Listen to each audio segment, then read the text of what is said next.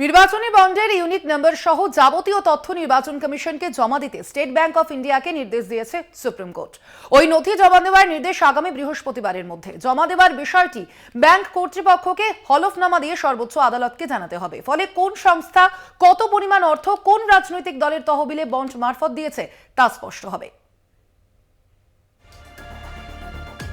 নির্বাচনী বন্ড অসাংবিধানিক।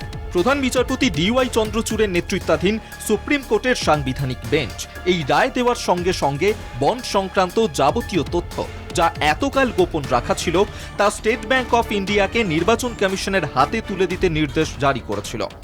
ব্যাংক পূর্ণাঙ্গ নথি কমিশনে জমা দিতে সময় চাইলে সুপ্রিম কোর্ট তা দিতে অস্বীকার করে। সেই চাপের মুখে পড়ে ব্যাংক যে তথ্য কমিশনকে দেয় তাতে বন্ড ক্রেতা ও চাঁদাপ্রাপ্ত রাজনৈতিক দলের নাম মিললেও বিতর্ক দেখা দেয়।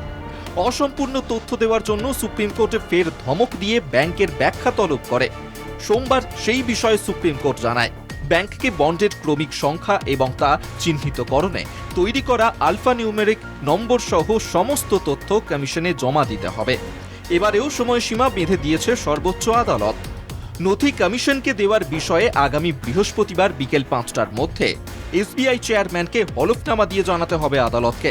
প্রত্যেক নির্বাচনী বন্ডের একটি করে ইউনিক আলফানিউমেরিক নম্বর থাকে।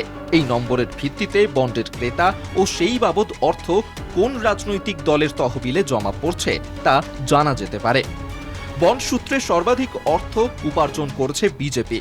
তথ্য প্রকাশ্যে আসতেই বিরোধীরা এই প্রশ্নে কেন্দ্রের শাসক দলের বিরুদ্ধে সরব হয়েছে। তাদের দাবি কেন্দ্রীয় এজেন্সিকে দিয়ে চাপ দিয়ে কর্পোরেট সংস্থার কাছ থেকে মোটা টাকা আদায় করেছে বিজেপি।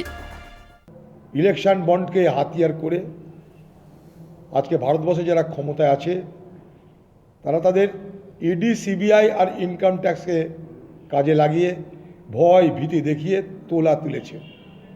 ইলেকশন বন্ড মানে কি? তোলাবাজির একটা অস্ত্র। দিদি সব বিষয়ে এগিয়ে আছে না অন্য রাজ্যের থেকে, এটাতেও এগিয়ে আছে অন্য রাজ্যের থেকে। দুর্নীতিতে, চুরিতে, ধান্দাবাজিতে অন্য রাজ্যের থেকে এগিয়ে আছে, সেখানে দিদি 2 নম্বর স্থান করে নিয়েছে। অন্যদিকে সিটিজেন্স রাইট ট্রাস্ট নামে একটি সংস্থা এদিন দাবি করে 2018 সালের 1 মার্চ থেকে 2019 সালের 12 এপ্রিল পর্যন্ত 4000 কোটি টাকার বন্ড বিক্রি হয়েছে।